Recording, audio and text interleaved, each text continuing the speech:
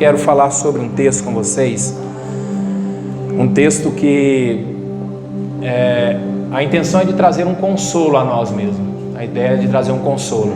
Eu sei que eu acompanhei essa fala que o irmão Wesley falou do rapaz que faleceu ontem. Foi um jovem de 15 anos foi um de 15 anos e outro de 26 anos, se não me falha a memória.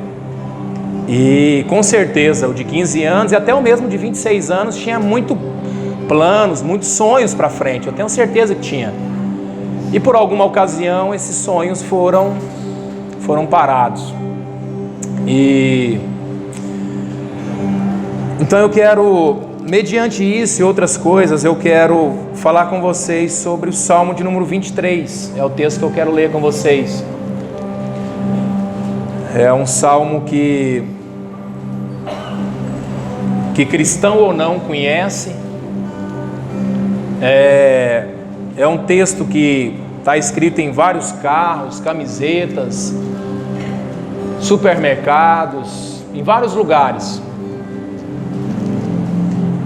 Esse salmo está postado, está escrito em diversos lugares. Então é um salmo, é um texto que as pessoas têm o hábito de às vezes deixar até a sua Bíblia aberta em sua casa nesse texto, ou no Salmo de número 91. E talvez uma das preocupações que eu tenho, dentre muitas elas, é de talvez a gente saber que conhece demais um texto e achar que esse texto não tem mais nada para nos ensinar.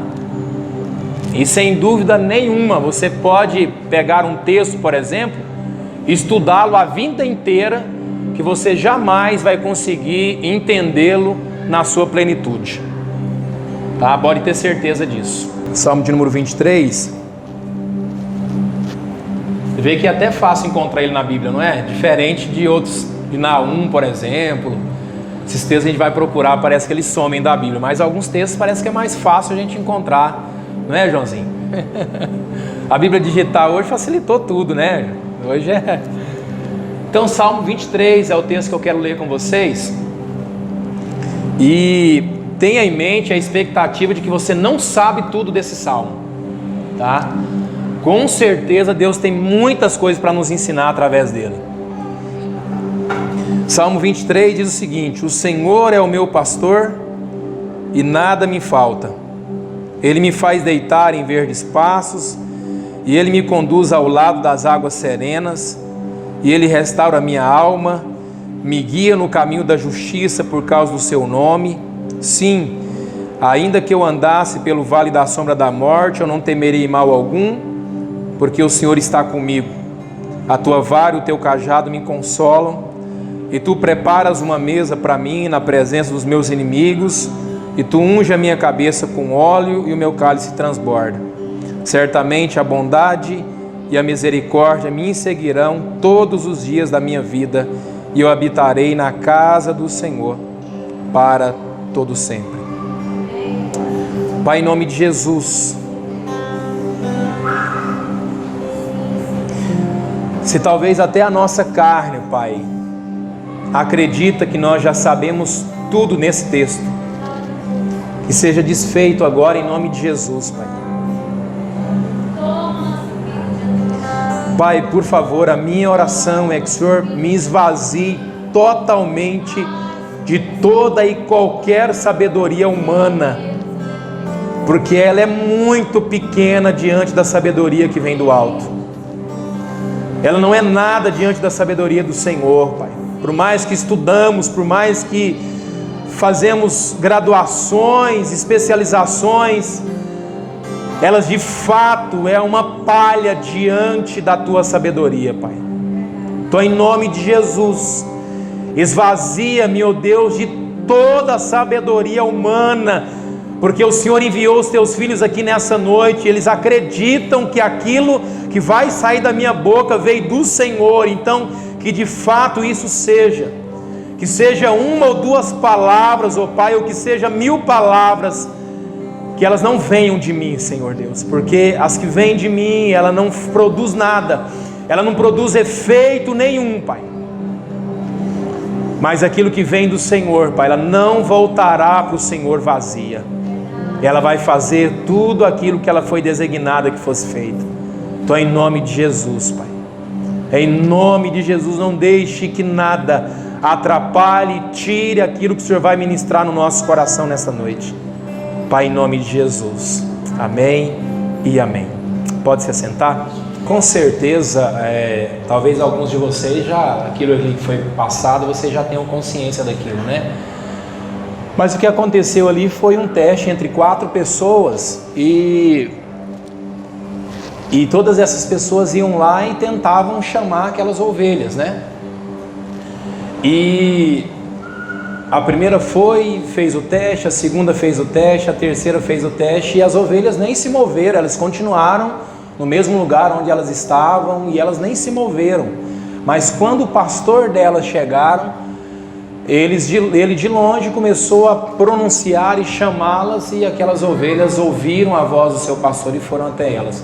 Claro que eu acredito que alguns de vocês já conhecem, sabem, talvez já presenciou ou talvez não presenciou. Mas o salmista Davi, ao escrever esse salmo, era justamente isso que estava na cabeça de Davi. Davi não estava com outras coisas na cabeça a não ser a sua profissão ou o cuidado que ele tinha em relação a essas ovelhas, principalmente, é claro, naquela época. Então é bom vocês lerem o Salmo 23 e vocês acompanharem agora a ministração com isso na mente de vocês, de que era isso aqui que estava na cabeça de Davi. Davi estava justamente com isso em sua cabeça. Porque quando Davi ele inicia o Salmo de número 23, que ele vai dizer assim: o Senhor é o meu pastor, parece que o salmista é um pouco egoísta em dizer: o Senhor é meu pastor. Parece que Davi, ao pronunciar isso, parece que soa um pouquinho de egoísmo em dizer é meu, é meu, é meu, e parece que não soa muito bem aos nossos ouvidos, por ver alguém, ou nós mesmos, às vezes pronunciar algumas coisas e dizer isso é meu, parece que soa um pouquinho nos ouvidos como um egoísmo. Mas quando Davi fala, o Senhor é meu pastor, era mais ou menos isso que estava na cabeça de Davi. Por que era isso que estava na cabeça de Davi? Porque nós precisamos entender primeiramente como era o cuidado ou qual era a relação de um pastor com as suas ovelhas, principalmente na Palestina. Então, saber a relação desse pastor com essas ovelhas, talvez nos ajude a entender um pouco como é que Davi está relacionando ele como ovelha e Deus como seu pastor. Por isso que ele olha e vai dizer o seguinte: o Senhor é o meu pastor. Não é por acaso que uma certa feita, alguns de vocês capaz que sabem disso, mas uma certa feita, Lutero foi para dentro do seu quarto com um copo com água e 3 pães. E Lutero entra com o seu quarto com 3 pães e um copo com água. E Lutero passa lá dentro do seu quarto apenas 3 dias. A sua esposa preocupada com ele, porque passou um dia, não se ouvia nada sair daquele quarto, voz nenhuma saindo daquele quarto. Passa-se o 2º dia, voz nenhuma sai daquele quarto. No 3º dia, a esposa de Lutero chama o pessoal e eles vão arrombar a porta do quarto. Quando ele arromba a porta do quarto, eles vão presenciar uma cena inusitada. E a cena que ele vai presenciar é o seguinte: eles conseguem ver ainda o copo com água sem ter tirado um pingo daquele copo, e ele ainda encontra os 3 pães ao lado desse copo. Mas eles olham para Lutero e vê Lutero em cima das escrituras, justamente em cima do Salmo 23, chorando. Lutero passou 3 dias dentro do quarto, chorando em cima do Salmo de número 23. Isso não fez que ele tomasse o copo, apenas um copo com água que ele tinha levado para aquele cômodo, e os 3 pães que ele tinha levado para se alimentar. Tamanha era o impacto que o Salmo 23 causou no coração de Lutero. Eu me lembro de uma história, de um testemunho que eu ouvi há um tempo atrás, de uma certa feita numa cidade do interior, onde uma rádio levantou um concurso E o concurso era que unir as pessoas que moravam ali no interior daquela cidade, algumas outras pessoas fora também daquela cidade, mas o intuito era de que essas pessoas reunissem nessa rádio e eles escolhessem um texto, de preferência dos Salmos, para eles com a sua voz pronunciar naquela rádio. Claro, aquele que tivesse a melhor voz, aquele que pronunciasse melhor com a sua voz, iria ganhar o prêmio. Claro que eles escolheram o Salmo de número 23, talvez não teria outro Salmo que eles poderiam escolher, a não ser o Salmo 23. Eles escolhem o Salmo 23 e os jurados estão ali avaliando cada um falar o Salmo 23 na sua voz de locutor, a sua voz de espetáculo maravilhosa. E todos os homens que se inscreveram falaram na sua voz, e todos os homens, os jurados que estavam ali anotando a nota referente àquelas pessoas que estavam pronunciando o Salmo de número 23. E aí os homens que escreveram pronunciaram, mas um daqueles homens ficou sabendo que havia um ancião naquele lugar, e ele chamou aquele ancião para falar também o Salmo de número 23. Coitado daquele homem, de cabeça branca, não tinha nenhuma técnica capaz igual aqueles homens para falar do Salmo, ou para falar uma frase ou alguma coisa parecida que pudesse talvez concorrer com aqueles homens que tinham técnicas da melhor forma possível que você pode esperar. E aquele senhor, coitado, talvez aquele era o último lugar que ele queria estar naquele dia. Depois de homens com várias especialidades, falou o Salmo 23, as notas muito próximas uma da outra, de repente chama um senhor com os cabelos brancos, não tinha nenhuma técnica capaz de falar ou de talvez concorrer com aquelas pessoas, mas aquele senhor, já que estava lá, né, irmão Nisso, pegou o microfone e foi citar o Salmo de número 23. À medida que ele falava o Salmo de 23, a plateia que estava ouvindo ele começou a chorar, gente, começou a derramar lágrimas, e toda a plateia começou a chorar, à medida que ele ia falando o Salmo de número 23, todo mundo começou a chorar. Os jurados que estavam lá para anotar as notas que cada um daqueles que estavam ganhando, eles não conseguiram mais anotar, porque até os jurados começaram a chorar. Ninguém conseguiu ficar sem chorar ao ouvir a voz daquele homem que não tinha escolaridade, que não tinha técnica para falar. E aí os jurados não conseguiram anotar, e aí aquele rapaz que foi o rapaz responsável por levantar aquele concurso, olha para os jurados, olha para aquelas pessoas e falam: sabe qual é a diferença entre ele e eu? A diferença é que eu conheço o Salmo do pastor, mas ele conhece o pastor dos Salmos. O convite que Deus tem a nós sempre foi não conhecer o Salmo do pastor, não foi deixar a Bíblia aberta no Salmo 23, não foi escrever nas paredes das casas, não foi escrever na parede do supermercado, em carros, independe de onde seja, não foi conhecer o Salmo do pastor. Deus nunca nos convidou e Deus nunca nos chamou para conhecer o Salmo do pastor. O convite de Deus a nós sempre foi conhecer o pastor do Salmo. E foi justamente isso que aquele homem, com todas aquelas técnicas, falou: a diferença entre ele e eu é que eu conheço o Salmo do pastor, mas ele conhece o pastor do Salmo. Por essa razão, Davi ao escrever esses salmos, alguns estudiosos vão dizer que dos 150 salmos, 73 desses salmos foi escrito por Davi. Então era um homem que cantava, era um homem que era capaz de expressar a sua adoração através dos cânticos. Por isso que Salmo não tem capítulos e versículos, Salmo tem versos, porque é cântico, é música. Ao ler para vocês o Salmo 23, eu deveria estar cantando, não lendo com vocês o Salmo 23, porque isso aqui era uma música, isso é uma música. Por isso que não se fala capítulo 1 de Salmo, capítulo 2, mas fala Salmo 1, Salmo 2, porque é um saltério, é cânticos, não é capítulos e nem versículo. Davi escreve 73 salmos, na sua totalidade 150, e esse é um dos salmos mais lidos e procurados do mundo inteiro. Mas o que era que estava na cabeça de Davi ao escrever o Salmo de número 23, ao escrever essa música, ao escrever esse cântico? Claro, ele era pastor de ovelhas e ele tentou relacionar a sua intimidade com Deus com a sua relação que ele tinha com as suas ovelhas. Sabe por quê, irmãos? Primeiramente, uma ovelha não consegue enxergar mais de 10 metros. Uma ovelha não consegue enxergar daqui ali na porta. Ou alguém guia, ou ela vai cair na água e ao pelo molhar ela vai morrer afogada. Segundo, por ela não ouvir bem, ela não enxergar bem, ela tem uma facilidade muito grande de ouvir. E eu estou explicando isso porque quando a gente voltar ao Salmo 23, vocês vão entender o porquê que Davi está escrevendo isso. Então ela não enxerga mais de 10 metros.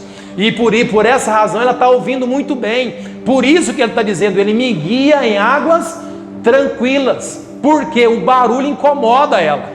E por ela incomodar, ela não tem uma habilidade muito boa e ela fica igual uma barata tonta. Ela não consegue se organizar por conta do barulho. Ou o pastor dela guia ela, ou ela vai morrer de qualquer forma, porque ela é um animal que tem muito medo.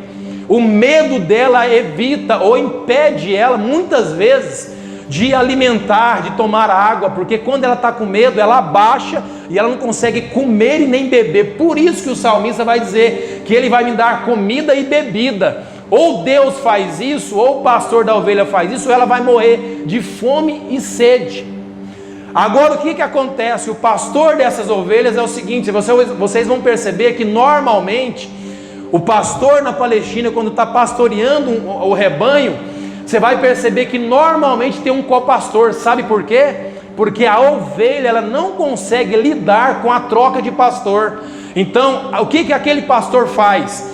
Ou ele consegue preparar um copastor que é como se ela tivesse uma segunda voz para ela ouvir. Ou se esse pastor morrer e sair, a única coisa que serve para essas ovelhas é ir para o batador, ela vai morrer. Ela não consegue sobreviver sem o pastor. Por isso que hoje a gente tem muita dificuldade de ter troca de pastor e troca de liderança, porque a ovelha faz isso. Sabe o que acontece com a ovelha? Ela fica deprimida e ela fica depressiva e triste ao ponto de morrer. Aí aquele outro pastor que assume, ou ela vende elas para ser abatida, ou eles preparam um copastor para cuidar cuidar dessas ovelhas depois. Por isso que o salmista fala, o Senhor é o meu pastor. Eu falei isso para vocês entenderem a primeira parte do versículo 1. Por isso que o salmista está dizendo, o Senhor é o meu pastor. Ele não precisa de um copastor. Sempre quando você vê falando sobre como que pastoreia ovelhas na Palestina, você sempre vai ver duas pessoas pastoreando. Por quê? Porque se trocar, ou se esse pastor morrer, ou por alguma ocasião ele ter que se afastar, existe um copastor que ela vai ela vai ouvir a segunda voz desse pastor. Mas normalmente onde essas ovelhas estão, não tem pasto para ela, não tem alimento, não tem água, porque elas estão vivendo no deserto. O pastor precisa sair com ela antes do pôr do sol, caminha com ela até o oásis, e aí ele vai, no meio desse caminho, levar a ela, tomar água e se alimentar. Ele vai procurar perto do oásis água e um pasto que está verde para alimentar essa ovelha. E aí depois vocês vão entender por que ele vai dizer, ainda que eu andasse pelo vale da sombra da morte, eu não temeria mal algum. Sabe por quê? Na volta dela para casa, acontecem algumas coisas. Se você olhar e pesquisar, você vai ver que o caminho para esses pastores levar essas ovelhas de volta, é um caminho, porque quando elas estão indo, elas estão descendo. Na volta, elas estão subindo. Então, os penhascos, tudo aquilo que elas precisam passar, existe buracos onde fica animal escondido, esperando essas ovelhas passar. Aí você vai entender por que ele vai falar, a tua vara e o teu cajado me consola. Daqui a pouco vocês vão entender, tá bom, irmão? Eu estou só dando a introdução para vocês entenderem por que o salmista fez isso. Aí você vai entender por que ele fala, ainda que eu ande pelo vale da sombra da morte, e a tua vara e o teu cajado me consola. Vocês vão entender por que a vara e o cajado consola. Então quando elas estão voltando para casa, ele está voltando com ela para casa, aí existe esses penhascos que facilmente essas ovelhas caem. Por quê? Ela não enxerga mais do que 10 metros. Sabe o que acontece? O pastor coloca uma ovelha atrás da outra. A ovelha não consegue viver sozinha. Ou ela vive no meio dos outros, ou ela fica deprimida. Assim também é com os crentes. Nós não conseguimos viver sozinho. Sozinho nós ficamos deprimidos. Sozinho nós ficamos depressivos. Então, como a caminhada dessas ovelhas para casa é muito curta, o pastor coloca uma ovelha atrás da outra. Ela não consegue ficar sozinha. O que os animais que estão dentro dessas tocas estão torcendo é que justamente essa ovelha fica para trás ou fica sozinha. Por isso que ele está dizendo: ainda que eu ande pelo vale da sombra da morte, eu não vou temer mal algum. Por quê? Eu tenho uma ovelha na frente, uma ovelha atrás, e o meu pastor e o co-pastor está me guiando. Por isso que o salmista fala isso. E aí o salmista vai dizer: o Senhor é o meu pastor, porque não precisa de um co-pastor, Ele é o meu pastor. Sabe o que o salmista está falando aqui? É de que o pastor, ele consegue discernir o caminhado e não sei o que a ovelha faz, não sei se ela grita, o que ela faz, gente? Berro. Então o pastor consegue ouvir o berro. Se tiver 100 ovelhas, ele consegue diferenciar é berro mesmo, irmão? Deve ser, né? É, né? O berro de cada ovelha. Ou seja, por isso que o salmista está dizendo: Ele é o meu pastor. Para o Senhor, cada um de nós somos únicos. Ainda que exista antes de nós milhões, no nosso período milhões, e após nós milhões, ainda que existe milhões de ovelhas, para Deus cada um de nós somos únicos. Amém. Vocês conseguem entender esse tratamento? Por isso que o salmista fala: o Senhor é o meu pastor. É como se houvesse só Ele Deus, só o Sandro e Deus, só Crislane e Deus, só Onias e Deus, só Miriam e Deus. Ou seja, como se houvesse, como se nós, cada um de nós, fôssemos um único para Deus. Esse é o tratamento de Deus. Mas é interessante que uma certa feita, um pessoal estava na Palestina e a hora que eles estavam lá, eles estavam presenciando o cuidado de um pastor com uma ovelha. E aí o intérprete falou assim: presta bem atenção o que aquele pastor vai fazer com aquela ovelha. Sabe o que aquele pastor faz? Aquele pastor quebra as pernas daquela ovelha. Brasileiro, como sempre, aqui não tem aquelas pessoas que cuidam da segurança dos animais. E aí o intérprete foi falar para ele o seguinte: entenda, aquela ovelha sumiu por 3 semanas. Ela é muito rebelde. E um amigo dele encontrou essa ovelha. Sabe por que ele quebrou a perna dela? Para ela não desaparecer mais e não sair de longe do rebanho. E aí ele notou e viu que o pastor, ele enfaixava as pernas daquela ovelha. Gente, se tem uma coisa que eu entendo hoje, é de que fique tranquilo. Se é ovelha, mais cedo ou mais tarde se dispersou, Deus vai quebrar as pernas, vai enfaixar e vai trazer de volta. É Deus é que faz isso. É Deus é que faz isso. E aí o salmista fala: o Senhor é o meu pastor e nada me faltará. E aí ele vai dizer: e Ele me faz deitar em verdes pastos. Ele me faz deitar em verdes pastos. Isso aqui é interessante, irmãos, porque ele passa o dia com essas ovelhas, e esse pastor procura um pasto verde para alimentar essa ovelha. E por isso que ele está dizendo: e Ele me faz deitar em verdes pastos. Então esse pastor levava essa ovelha e caminhava. Agora imagine o sol do deserto. Porque deixa eu te falar, a roupa desses pastores não era legal. Por quê? Porque quando ele ia levar essas ovelhas para alimentar e para tomar água, estava calor. Então ele pegava a pele. Normalmente a roupa dele é feita do pelo da ovelha. Então imagine o calor que é. Então quando ele está indo, está quente. Então imagine esse terno aqui, esse paletó, fora com o pelo da ovelha e por dentro sem. Então quando ele vai durante o dia que está muito quente, ele coloca esse pelo para fora. Quando ele volta, está muito frio, ele coloca o pelo para dentro. Ou seja, ele inverte essa roupa. Agora imagine a roupa que esse pastor passa por conta dessas ovelhas o dia todo. Quando ele vai está quente, quando ele volta está muito frio, porque é deserto. Durante o dia 40 graus e à noite ou de madrugada normalmente está abaixo de 0.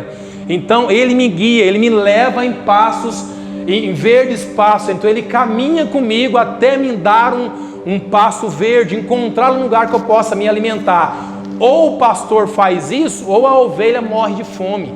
Ou seja, ou Deus supre as nossas necessidades, ou nós morremos de fome. Então por isso que no texto que fala o Senhor é meu pastor e nada me faltará, aqui vai falar de comida e bebida e segurança. Então é interessante que quando nós olhamos no hebraico que o Senhor é meu pastor e nada me faltará, o texto é o seguinte: o Senhor é meu pastor, vírgula, e de nada terei falta. É isso que o original está querendo dizer. Não tá, o fato não é o Senhor é meu pastor e nada me faltará, eu vou ter falta de nada. Não, o que o texto está dizendo é: se o Senhor é meu pastor, de nada eu terei falta. Ou seja, Deus é suficiente para aqueles que têm Deus como seu pastor. Ou seja, aquele que conhece o salmo do pastor vai ter falta, mas aquele que conhece o pastor do salmo, de nada vai ter falta, porque Deus é suficiente para aquele que conhece o pastor do salmo.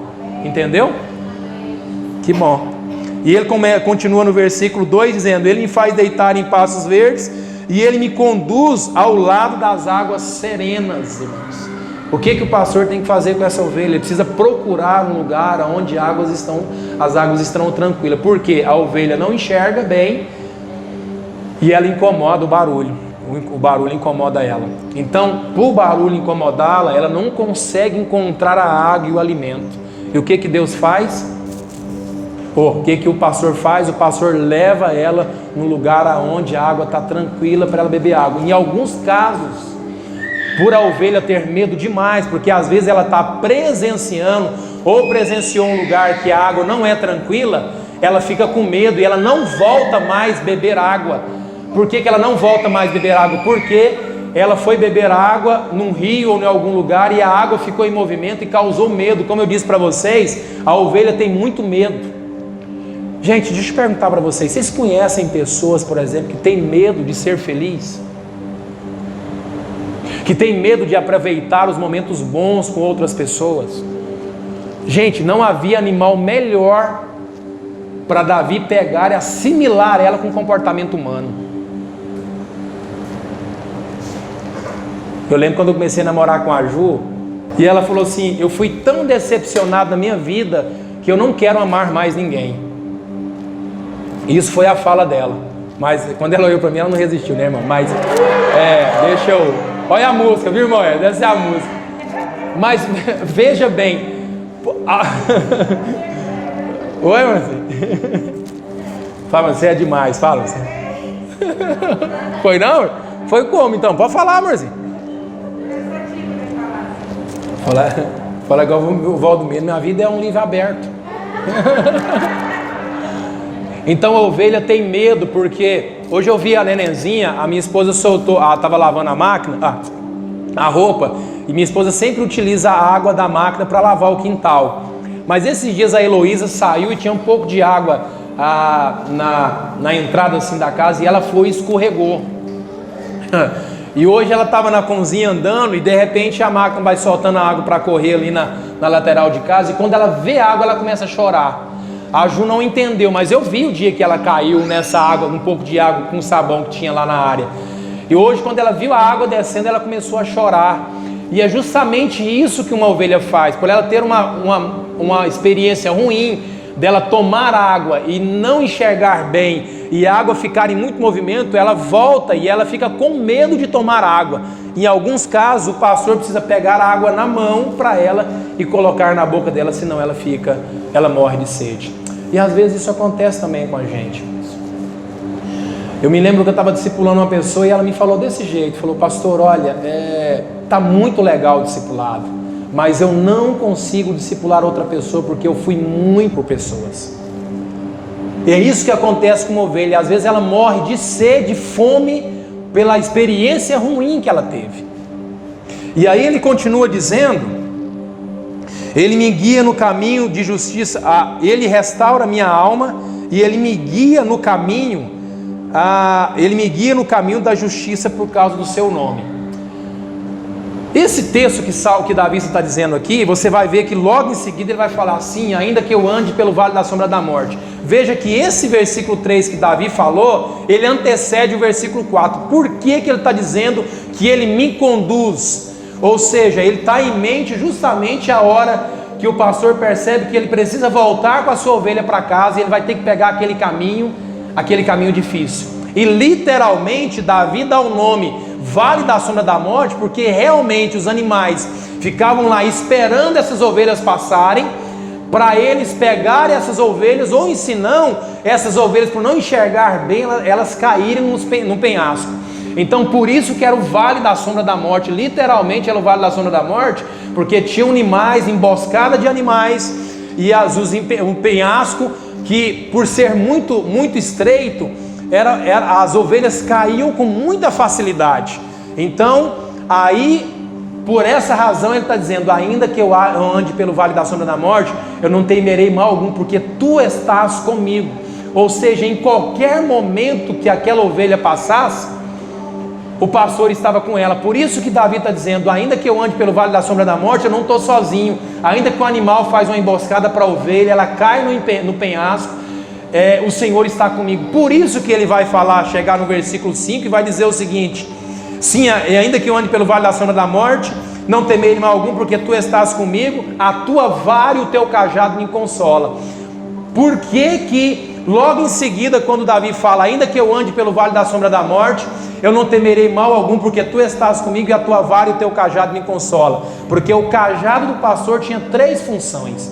Primeiro, era o cajado, aquele que tinha aquela ponta ali parecendo uma bengala. Era uma vara, era utilizada como vara, e era utilizado também como lança. Por isso que Davi está dizendo: ainda que eu ande pelo vale da sombra da morte, eu não vou temer mal algum, porque tu estás comigo, a tua vara e o teu cajado me consolam. Para que a lança servia, irmãos? O pastor não tinha medo nenhum de que, se um animal pegasse a ovelha, ele pegava essa lança e matava esse animal. Por isso que ele está dizendo: eu posso andar, um animal pode vir e tentar me matar, mas o Senhor está comigo. A sua lança mata qualquer um que tenta me matar. Por isso que Davi está falando: eu posso até andar, porque o fato do Senhor ser o meu pastor não vai impedir de eu andar também em vale da sombra da morte. Mas a garantia é: ele é o meu pastor, eu vou andar pelo vale da sombra da morte, mas ele vai estar comigo, e a lança dele vai me proteger. Apareceu, tentou me matar, a lança dele vai fazer isso. E por que o cajado, qual que era a utilização do cajado? O cajado era: se porventura ao voltar para casa essa ovelha caísse no penhasco, esse cajado era utilizado para pegar a ovelha de volta e colocar ela no caminho. E a vara, irmãos? A vara era: se uma ovelha dispersasse para cá, ele batia, a ovelha voltava para o caminho de novo. A tua vara e o teu cajado me consola. A lança mata os meus inimigos. Se eu cair no penhasco, o cajado me puxa e a vara me bate se eu sair do trilho. Por isso que eu posso andar pelo vale da sombra da morte, mas não preciso temer mal algum. O Senhor está comigo, a tua vara, a tua lança, o teu cajado me consola. Se eu cair, o Senhor me puxa. Se o inimigo chegar, o Senhor mata. E se eu sair do rumo, o Senhor bate e eu volto para o caminho novamente. Por isso que, se eu ando pela vale da sombra da morte, não vou temer mal algum, porque a tua vara e o teu cajado me consola. Por isso que nós podemos voltar e dizer: o Senhor é meu pastor, e se Ele é meu pastor, eu não terei falta de nada. Gente, eu não vou ter tempo hoje de continuar falando o restante com vocês, mas eu queria trazer esse consolo para vocês que Davi teve. O Senhor é o meu pastor. Ele me leva para tomar água, Ele me leva para comer, Ele me protege. Se o inimigo chegar, Ele mata. Se eu cair, Ele me puxa. Se eu sair do prumo, Ele me coloca de novo no lugar. E eu posso até andar, os animais estão aí arrumando emboscada, mas o Senhor está comigo. O Senhor não abandona, o Senhor não deixa. Por isso o Senhor é o meu pastor. Eu queria que você se colocasse sobre os pés. Olhe bem para cá antes de nós orarmos. O convite de Deus a nós não é que nós conheçamos o salmo do pastor, mas o convite de Deus a nós é que nós conheçamos o pastor do salmo. que aquele homem de cabecinha branca começou a recitar o texto, todo mundo começou a chorar porque ele tinha comunhão com o pastor do salmo. Eu queria que você fechasse os seus olhos agora. Eu quero que você feche os seus olhos. O consolo que Davi estava tendo naquela hora era de que o Senhor era o seu pastor. Que o Senhor era o seu pastor, que o Senhor é o seu pastor. Deixa eu dizer, meus irmãos, eu não sei o que você está passando. Eu não sei qual é a situação do seu coração agora. Eu não sei o que você está passando. Eu não sei como que está dentro da sua casa. Eu não sei como que está no seu trabalho. Eu não sei como que está a sua vida financeira. Eu não sei como que está a sua vida emocional. Eu não sei como que está a sua vida espiritual, a sua vida física. Eu não sei como você está. Eu não sei como está o seu coração. Não sei como estão os seus medos. Talvez tem mães aqui preocupadas com os filhos, mulher preocupada com o marido preocupado com a esposa. Às vezes tem filhos aqui preocupados com os pais preocupados com os filhos. Diante de tantas preocupações, isso é o vale da sombra da morte, porque a preocupação da ovelha era, na verdade ela nem se preocupava, porque ela sabia que o cajado e a vara consolavam ela. Então, meus irmãos, de repente você não sabe se amanhã você tem um emprego, se você nem tem um emprego, se o seu filho está doente, se não está doente, se o seu filho está bem, se não está bem, se a sua casa está bem, se não está bem, eu não sei. Tudo isso eu posso e podemos dizer que é o vale da sombra da morte, cheio de medos, como as ovelhas têm. E elas têm medo, assim, literalmente, é o instinto delas, é o medo. E eu não sei se você está aqui com medo também. Quantas coisas nos está rodeando o nosso coração nessa hora. Se casa, se não casa, se vai, se não vai, se deixa, se não deixa, se trabalha, se não trabalha, se fala, se não fala, se ama ou se odeia, se acredita ou desacredita, se vai ou fica. Quantas dúvidas não estão na nossa cabeça hoje? Dúvidas que arrodeavam a cabeça daquelas ovelhas. Talvez você está aqui agora e está preocupado já com amanhã. Tantas coisas nos estão rodeando a sua cabeça hoje, irmãos. Por isso que o salmista diz: unge a minha cabeça com óleo. Deixa eu te falar, deixa Deus ministrar no seu coração. Não abre os seus olhos não, deixa Ele ministrar, porque eu sei que assim como aquelas ovelhas têm vários medos, eu sei que medos estão arrodeando os nossos corações aqui hoje. Preocupação com o futuro dos filhos. Um judeu começa a orar para o casamento do seu filho desde o seu nascimento. A preocupação dele com quem o seu filho vai casar, com quem a sua filha vai casar. Eu já fico preocupado com a Heloísa, de como é dar a melhor educação,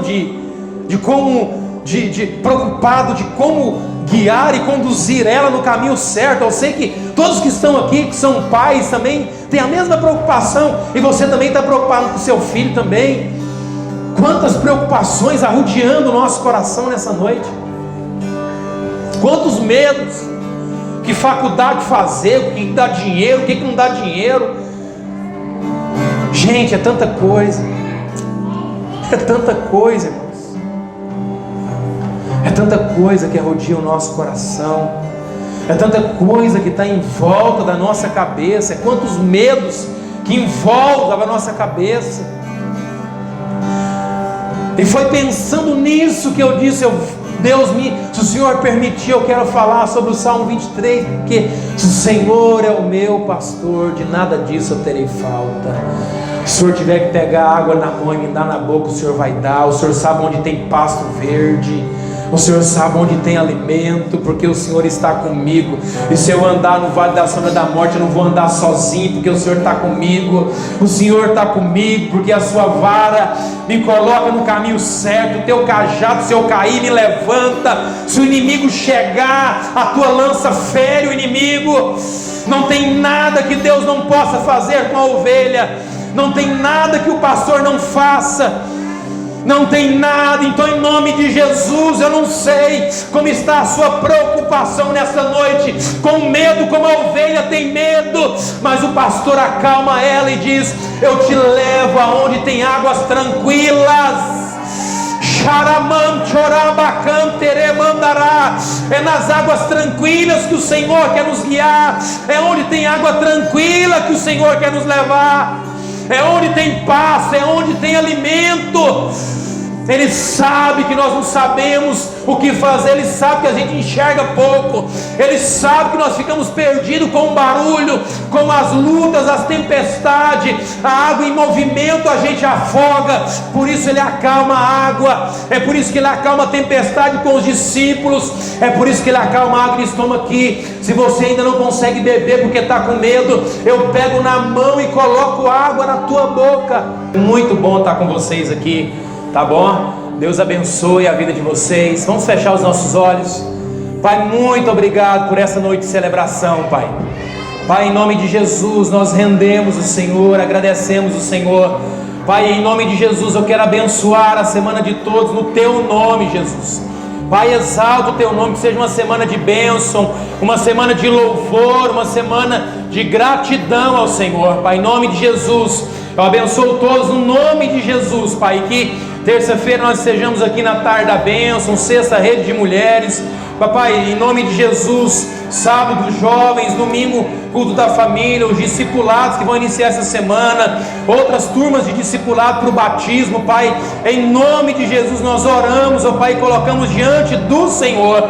Obrigado por todos aqueles que estão nos visitando, vieram aqui, meu Pai, prestigiar com a sua presença. Pai, em nome de Jesus, agracie cada um deles, não conforme, Pai, aquilo que nós podemos fazer, mas de acordo com a bondade do Senhor. Pai, em nome de Jesus, muito obrigado, Senhor Deus, em nome de Jesus. Vamos despedir dizendo a paz do Senhor, que Deus nos abençoe, tenha uma semana de muita bênção e em nome de Jesus.